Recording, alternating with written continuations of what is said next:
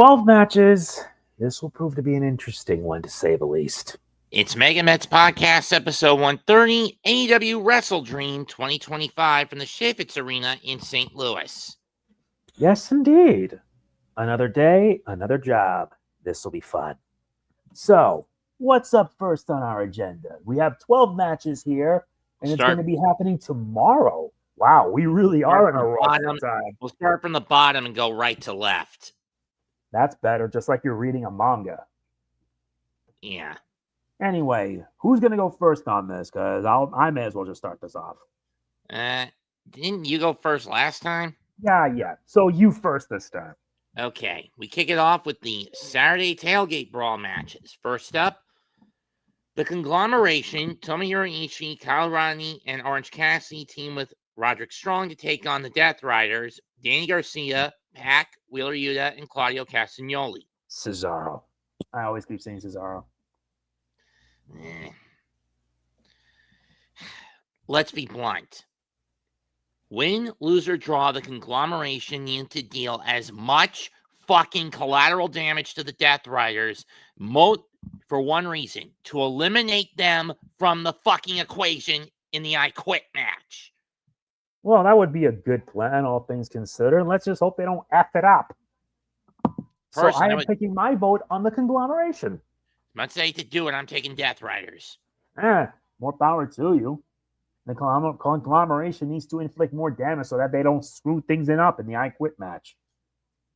And now, next up, another one in the Saturday Tailgate Brawl. Seriously, there are four pre-show matches in the Tailgate Brawl. Not that I have a bad thing, of course. But anyway, we have Eddie Kingston and Hook in action. Who are they facing in tag action? I don't know, but whoever it is, they're going to be can fodder. Kingston and Hook. Yeah, there are going to be cannon fodder indeed. So I got like a vote of no confidence on that. My vote's going to be on the other team, whoever they are. I'm taking Kingston and Hook. That's pretty fair. Next up, FTR take on JetSpeed. Cash and Dax against the Jet Kevin Knight and Speedball Mike Bailey. I'm actually surprised that the latter team's not going to be in the Super Junior Tag League. I mean, I can understand. Well.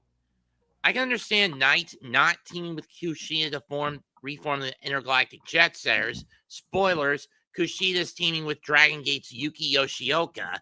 Yeah. I have to agree with you on this. And when we talk about the tournament this coming Wednesday, there are going to be a lot of first-time teams and some confusing setups. Uh-huh. Actually, with the exception of TMDK, every team is a first-time combination. And the Skateboard Bros, Ryusuke Taguchi, and Dragon Dia, every team in this year's Super Junior Tag League is a first-time combo. Yeah, you're kind of right. Having said that, if I had to pick a team to win, I'm going to go FTR. I'm picking JetSpeed for this. More on you. Yeah. Next up, we have ourselves another tag match. Penelope Ford and Megan Bayne, I believe. Yeah, Bayne. Megan Bayne versus Willow Nightingale and Harley Cameron. And Harley must most likely have it like some sort of protective mask. She must have suffered an injury, no doubt. It's either an orbital bone shatter or her nose got busted at some point heading into I'd that. say it would probably be the latter, nose getting busted, because... Yeah, you can get those masks also for orbital bone. Yeah, so my guess it has to be a bone injury. But, that said, Harley's looking for vengeance. And if she's going to get it, she might as well get it with Willow. I'm giving it to Willow and Harley. I'm also going to give it to Willow and Harley. At least get her for some justice, at least. That's for sure. Now with the pre-show out of the way, now we get to the good stuff. Main card proper, we kick it off with a Texas Tornado Trios match. The Demand, Ricochet and the Gates of Agony versus the Hurt Syndicate. This will be an interesting one. And to make it Even more interesting, it's Texas Tornado rules. Throw most of the rule book out the window. No disqualifications, no countouts, and no tags required. Mm-hmm. The demand got the leg up at All Out. I think it's time to even things up. I'm giving it to the Hurt Syndicate. I'm probably going to give it to them as well. Now, we move on to the next match. Thekla versus Jamie Hayter. Thekla is a monster, and Hayter has only just recently come back, despite the fact that I think her husband, Jake Hayter... let me see if... Is she married to Jake Hayter?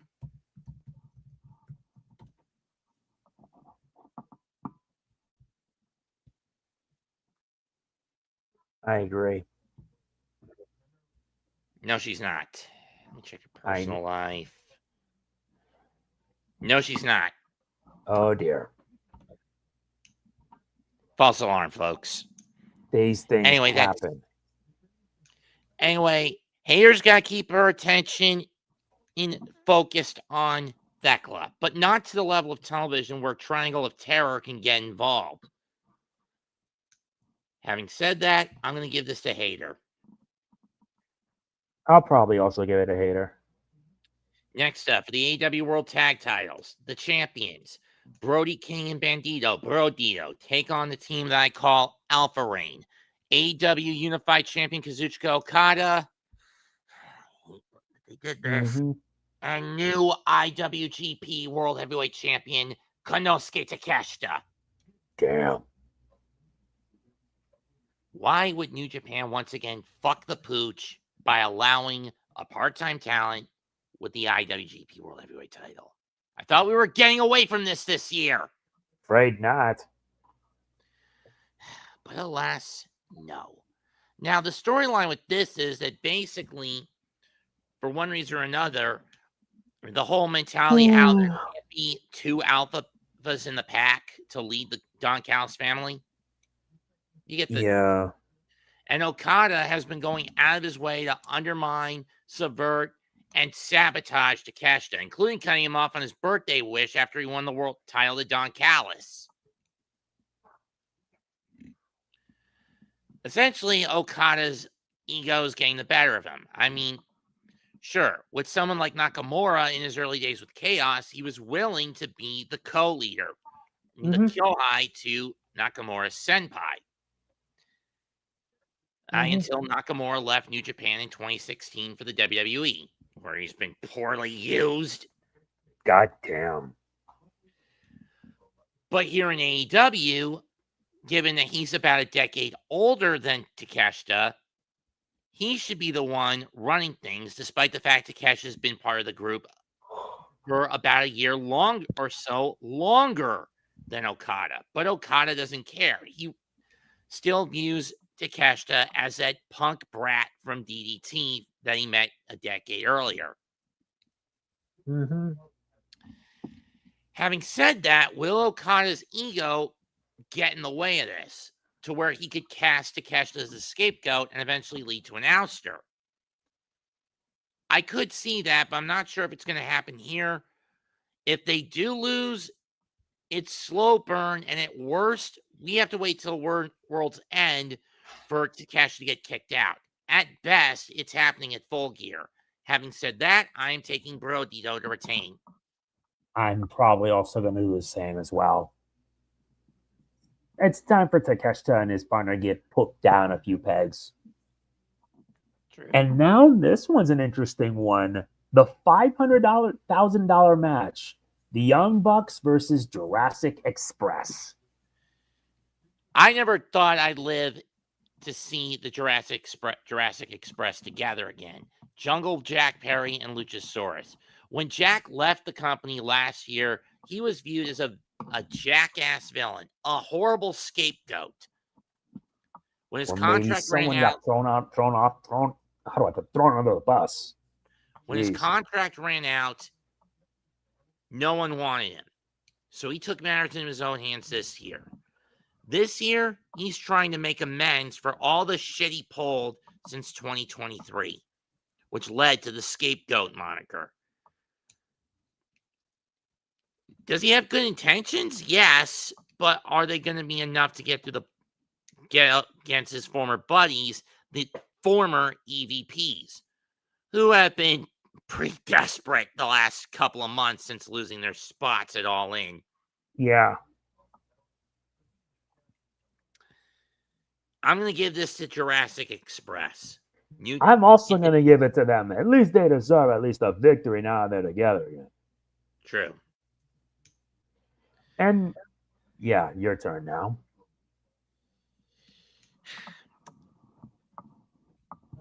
For the TNT Championship, round 5, it's 2-2. Kyle Fletcher defending the Protostar. Kyle Fletcher defending against Sussex County Chicken, Mark Briscoe.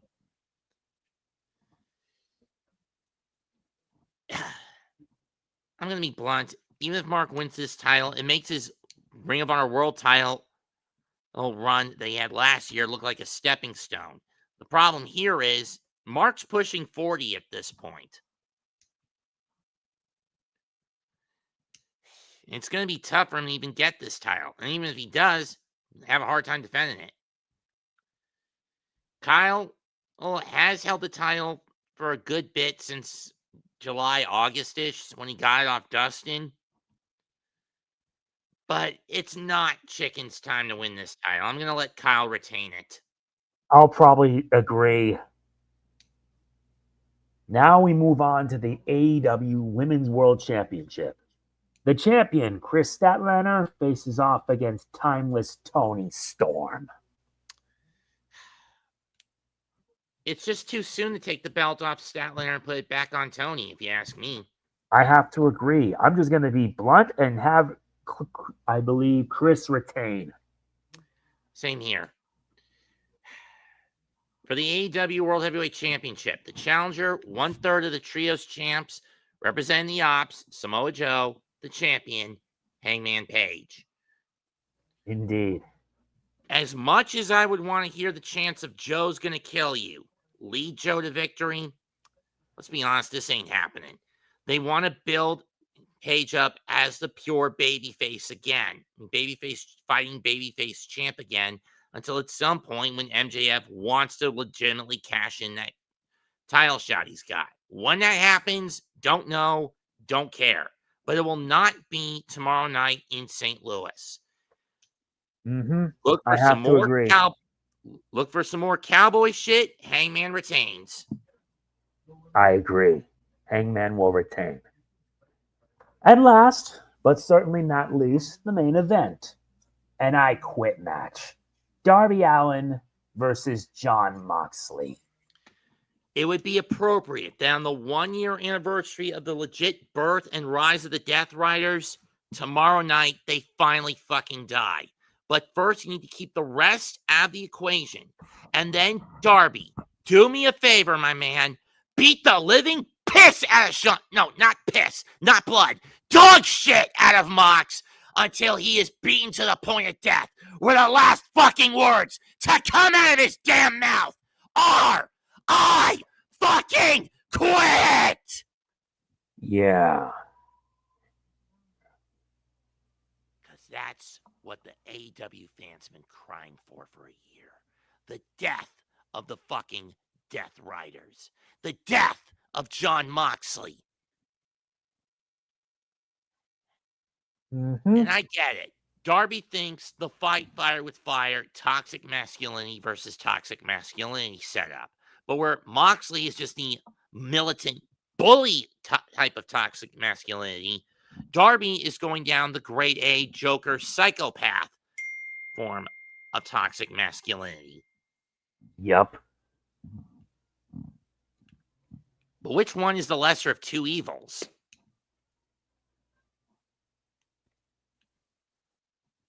Do you want a guy who's toxic because he's a militant thug, or a guy who's toxic because he's a grade A lunatic? I mean, we've seen Darby in the last few weeks whip out mace, a taser gun, and on a couple occasions, a flamethrower. Uh-huh.